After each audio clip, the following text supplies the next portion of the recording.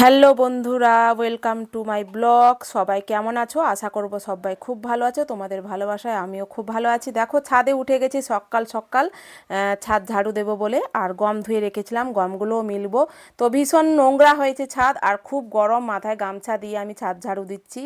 তো পুরোপুরি বলতে গেলে অনেক বড় লম্বা ছাদ, তো তাই একটু সময় লাগছে। আর আমার মেয়ে কিন্তু ক্যামেরা ধরে আছে, ওকে আমি ছায়াতেই দাঁড় করিয়ে রেখেছি যাতে ওকে রোদ্রু না লাগে আর ফোনটাও যাতে গরম না হয়ে যায়। তো পুরোপুরি বলতে গেলে আমার ছাদ ঝাড়ু দেওয়া কমপ্লিট।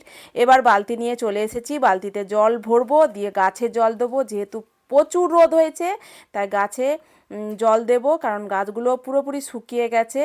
তো ঠান্ডা জল পেলে গাছগুলো যেন মনে হবে একবারে শান্তি। ঝপঝপ করে জল ঢেলে দিলাম, এই যে তুলসী গাছ। আর দেখো, ওদিকে একটা সে কি গাছ হয়েছে, ওকেও জল দিলাম যাতে ও সুস্থ থাকুক সব। তো জল ঢালা কমপ্লিট হয়ে গেছে বন্ধুরা। তো বললাম না, কালকে গম ধুয়ে রেখেছিলাম, সেই গমগুলো এবার ভালো করে মিলিয়ে দেবো, কারণ ছাদ পরিষ্কার হয়ে গেছে।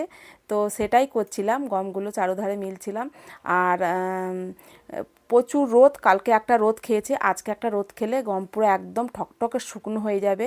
আর ভীষণ রোদ, বলো বারবার বলছি, রোদটা ভীষণ রোদ, সত্যিই ভীষণ রোদ হয়েছে, প্রচুর গরম।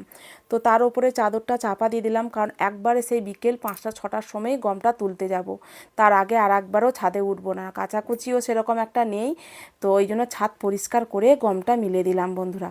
তো ভালো করে চাদর চাপা দিয়ে দিলাম, কারণ সেই 6টার সময় গমটা তুলতে যাব, একবারও ছাদে আসবো না, কারণ কোনো কাচাকুচিও নেই, তাই ছাদ পরিষ্কার করে গম মিলে দিলাম। আর চারদিকে 4টে ইঁটও দিয়ে দেবো, যাতে চাদরটা না উড়ে যায়। অনেক পায়রা তো বসে খায় ঠিক আছে, কিন্তু পটি করে, সেটা খুব খারাপ লাগে। তো আমার গম শুকনো করতে দেওয়া হয়ে গেছে বন্ধুরা। এই হচ্ছে আমার ক্যামেরাম্যান, সেই থেকে আমার মেয়ে ক্যামেরা করছিল। আর ছাদের সব কাজ মিটে গেল, এবার আমরা যাব নিচে। নিচে সব কাজ করে রয়েছে, এখনও নাস্তা খাওয়া হয়নি।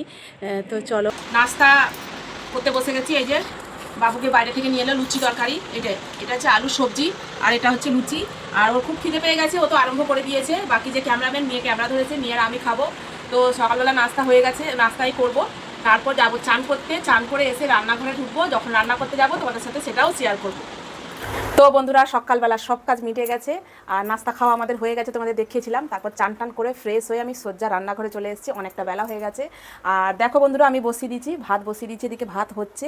আর কি কি রান্না করবো তোমাদেরকে বলি।